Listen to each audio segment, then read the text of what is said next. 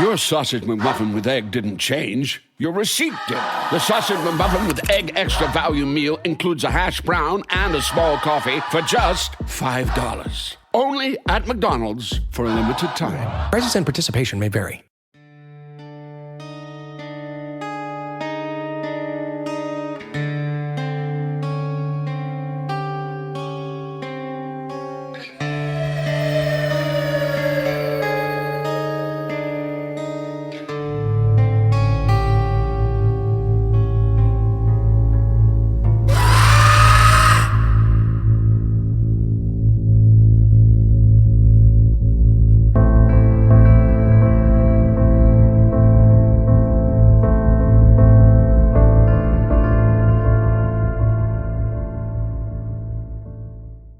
Hello and welcome to another episode of the Halloween Podcast. I am your host, Lyle Perez, and you're listening to episode 31 of our special series, The Dark Record, where we uncover history's eeriest stories, one strange and unsettling case at a time. We are officially in October. I can smell the pumpkin and candle wax in the air now. I hope you guys are enjoying this countdown. We are finally halfway there. Don't forget to show your support to the Halloween Podcast by sharing all our episodes on your social media accounts and leaving us a 5-star review. And if you ever see a post where someone is asking for podcast recommendations, you know where to send them. Word of mouth is the best form of advertising. In the quiet farmlands of Pennsylvania, superstition once held as much power as scripture. For generations, folk magic, known as powwow, promised healing, protection, and the lifting of curses. But in the late 1920s, fear and belief collided in a way that shocked an entire community. A farmer was branded a witch, accused of hexing his neighbors, and one cold November night, 3 men broke into his home, believing they were ending a curse. What they left behind was murder, fire, and one of the strangest trials in American history. The next entry into the dark record, the Hex Hollow Murder. Let's begin.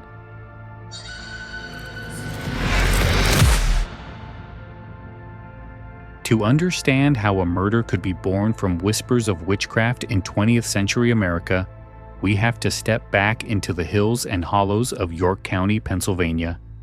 The region was home to the Pennsylvania Dutch, descendants of German immigrants who brought with them a mixture of Christian faith, folk traditions, and old world superstition.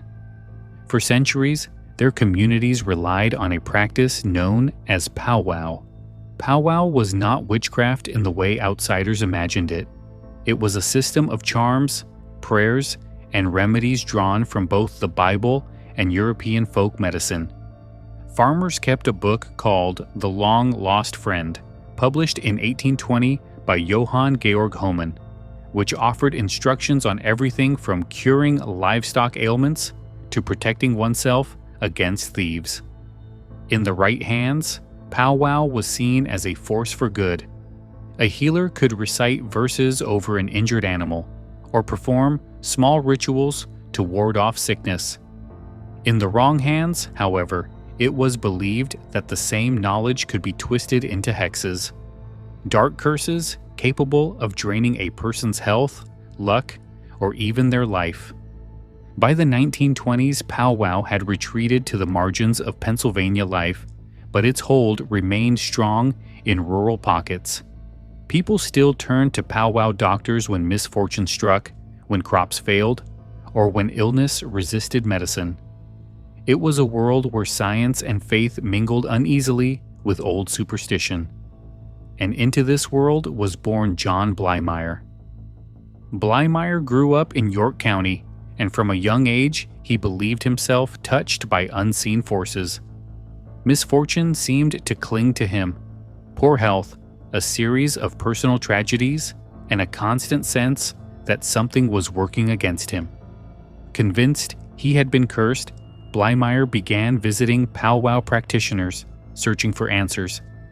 At first, the charms and rituals seemed to offer relief, but the sense of doom always returned, gnawing at him, convincing him that someone had laid a powerful hex upon his life. In that setting, suspicion easily turned to paranoia. Neighbors whispered about curses and strange powers. Folk remedies that had once been sources of comfort now became evidence of hidden malice. And soon, Bleymeyer's search for the cause of his suffering would lead him down a path where fear overpowered reason, where superstition transformed into obsession, and where the name of one local farmer, Nelson Rehmeyer, would come to stand at the center of it all.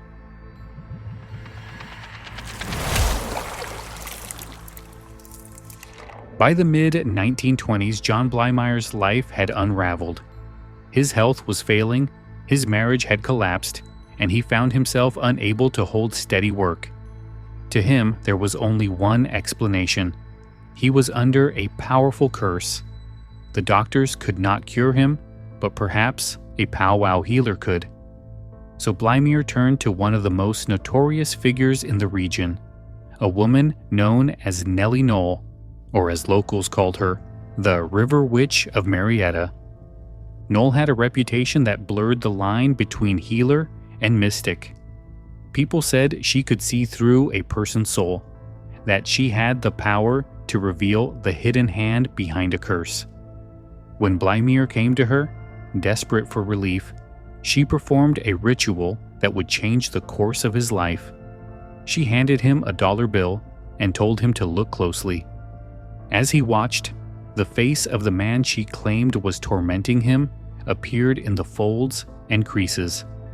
She then extended her finger into the candlelight, and in Bleymeyer's eyes it transformed, becoming the face of Nelson Rehmeyer. Rehmeyer was a powwow doctor himself, an older man who lived alone in a remote farmhouse in what locals called Hex Hollow.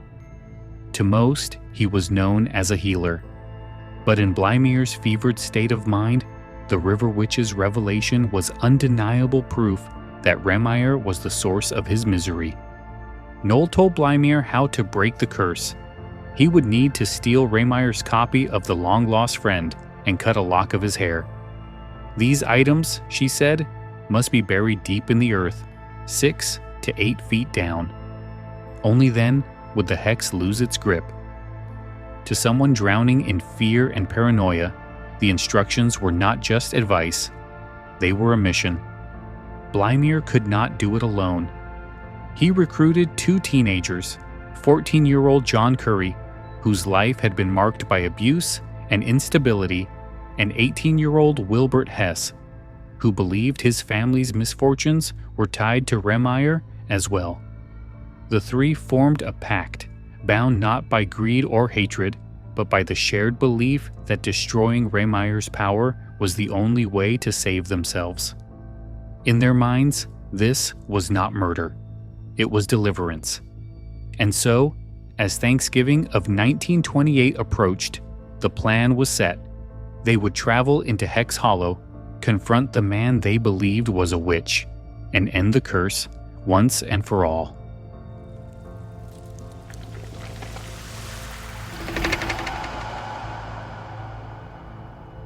Your sausage McMuffin with egg didn't change. Your receipt did. The sausage McMuffin with egg extra value meal includes a hash brown and a small coffee for just $5. Only at McDonald's for a limited time. Prices and participation may vary. On the night of November 27th, 1928, 2 days before Thanksgiving, John Bleimeyer, John Curry, and Wilbert Hess made their way into Rehmeyer's Hollow. The air was cold, the fields quiet, and the farmhouse of Nelson Rehmeyer stood isolated against the dark Pennsylvania woods. The 3 carried sticks, rope, and a shared conviction that they were about to end a curse. When they knocked on the door, Rehmeyer let them in. He was a tall man, broad-shouldered, with a calm presence that unnerved his visitors. For a time, the meeting was civil. They spoke with him, waiting for the right moment to carry out their plan. Eventually, they demanded his copy of The Long-Lost Friend, but Rehmeyer refused. He knew the book's reputation, and he would not hand it over. Frustration gave way to violence. Blymeyer lunged, grappling with Rehmeyer, but the older man was strong and resisted. In the struggle, 14-year-old Curry picked up a block of wood and struck Rehmeyer in the head. The blow was brutal, and Rehmeyer collapsed to the floor. Blymeyer then choked him while Hess helped restrain his body. By the end, the farmer lay dead on the boards of his own kitchen. But the act did not bring the relief they had imagined. The three tore through the farmhouse, searching desperately for the long-lost friend, for locks of hair, for anything that could lift the imagined curse. They found nothing. Panic set in. If they left the body as it was, suspicion would point straight to them. So they tried to erase their crime in fire. They poured kerosene over Rehmeyer's body and set it alight, expecting the farmhouse to go up in flames. Yet the blaze never spread. The body charred, the floorboards blackened, but the fire sputtered and died before consuming the house. In the minds of locals, this failure was not chance. It was proof. Even in death, Rehmeyer's powers had resisted destruction. The next morning, neighbors found the gruesome scene. His animals were unfed, his house smelled of smoke, and inside lay his burned remains. The discovery shocked York County. A quiet hollow, once known for farmland and folk tradition, was now the site of what newspapers would call the Hex Murder. The killing of Nelson Rehmeyer ignited fear and fascination in equal measure. Some saw it as proof that superstition still held sway over the modern age. Others whispered that perhaps the men were right, that Rehmeyer's death had indeed ended something darker.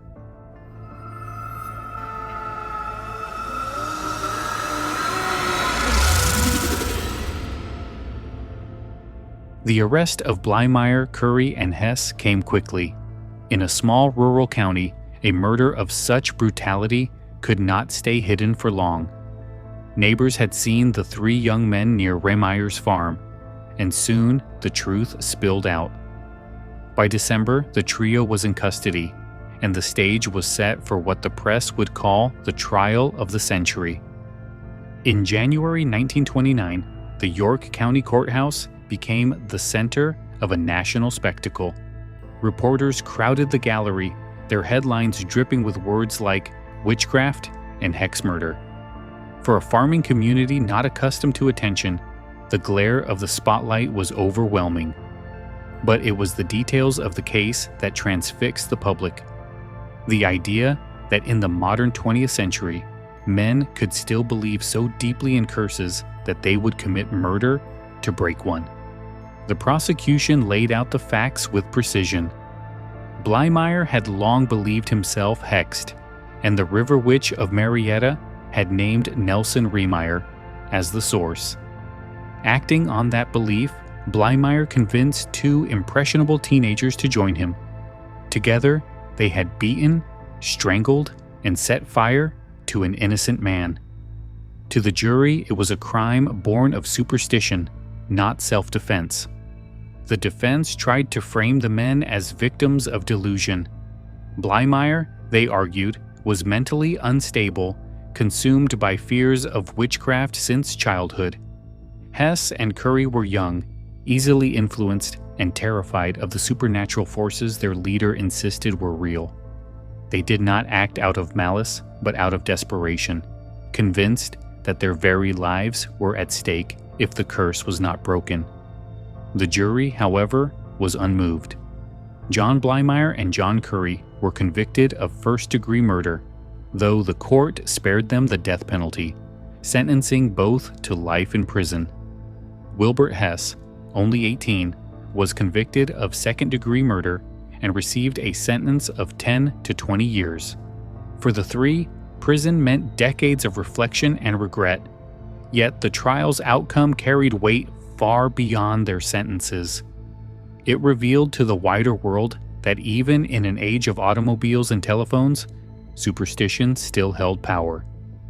The Hex Hollow Murder was not just a crime, it was a collision between folk belief and modern law, a reminder that fear could still drive men to the unthinkable. The Hex Hollow murder did not end with the prison sentences. Its legacy spread far beyond York County, reshaping how people thought about folk magic, superstition, and even justice. In the immediate aftermath, the story exploded across the nation. Newspapers portrayed Hex Hollow as a place where witchcraft still lurked in the shadows of modern America. Headlines leaned heavily on words like hex, curse, and witch doctor. For many readers, it was unthinkable that in 1928, an age of radios and automobiles, belief in magic could still end in bloodshed. The murder became a kind of cultural shorthand, proof that ignorance and superstition were alive in places the world considered backward. For Pennsylvania Dutch communities, the coverage was devastating. Powwow, once seen as a harmless blend of prayer and folk remedy, suddenly carried a darker reputation. Practitioners who used the long-lost friend for healing now found themselves eyed with suspicion. Authorities grew wary of powwow doctors, and families that once turned to them quietly abandoned the practice. The Hex Hollow case had cast a shadow over an entire tradition. The Rehmeyer family bore its own burden. To them, Nelson was not a witch or a sorcerer, but a healer, a man who used prayers and charms to help neighbors in need. After his death, however, his name became synonymous with the Hex Hollow murder. For decades, his farmhouse drew curiosity seekers and thrill hunters, fascinated by the idea of a hex house. The building itself seemed to refuse to vanish. Though it had been doused with kerosene, the fire never consumed it. The charred floorboards remained, a physical reminder of the night Nelson Rehmeyer was killed. Even the clock inside reportedly froze at the moment of his death, as though the house itself marked the tragedy. Over time, the site took on the aura of legend.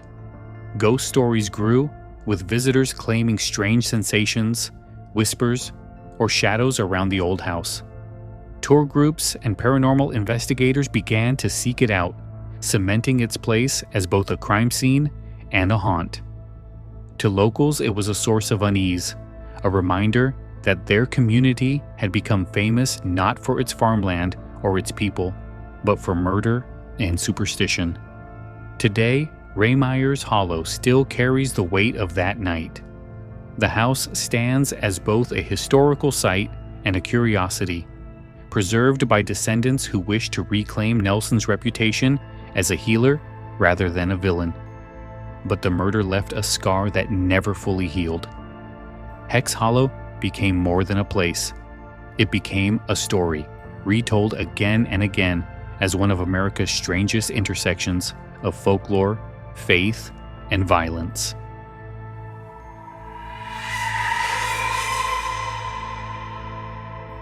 For a limited time at McDonald's, get a Big Mac extra value meal for $8. That means 2 all-beef patties, special sauce, lettuce, cheese, pickles, onions on a sesame seed bun, and medium fries, and a drink. We may need to change that jingle. Prices and participation may vary. What lingers with me about the Hex Hollow murder is how fragile the line is between belief and fear.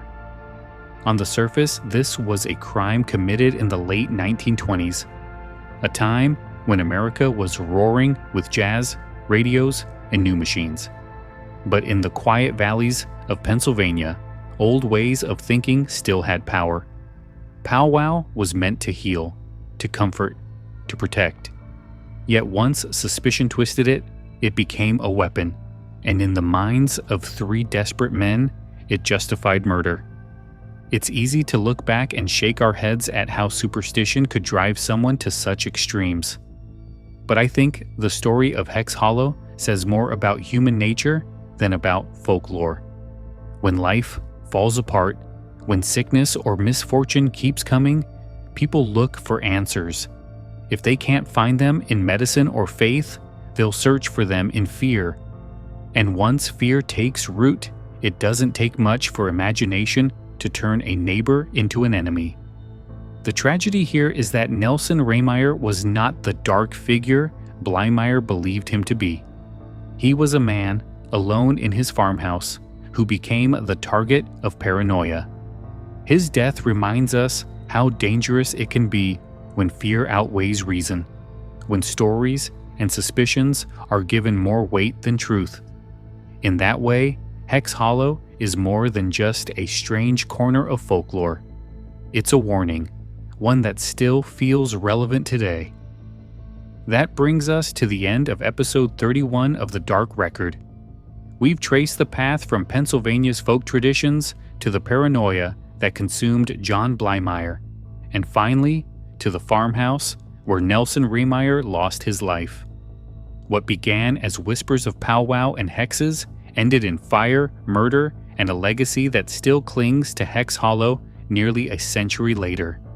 Remembered, retold, and now added to the record. Next time, we turn to the glittering world of jewels and wealth, and the dark legend that follows them. A diamond of immense beauty and unimaginable value, said to bring ruin and death to all who possessed it. We'll explore the infamous Hope Diamond Curse. Until then, I'm Lyle Perez, and this has been the Halloween Podcast presenting The Dark Record. If you enjoyed the episode, don't forget to subscribe and leave a review. It helps keep the show alive and weird. You can also explore sources, extras, and more at our Facebook page at facebook.com/The Halloween Podcast or at our website, thehalloweenpodcast.com. Thanks for listening, keep your eyes on the shadows, and remember, in Hex Hollow, fear itself became the deadliest spell. Have a good night.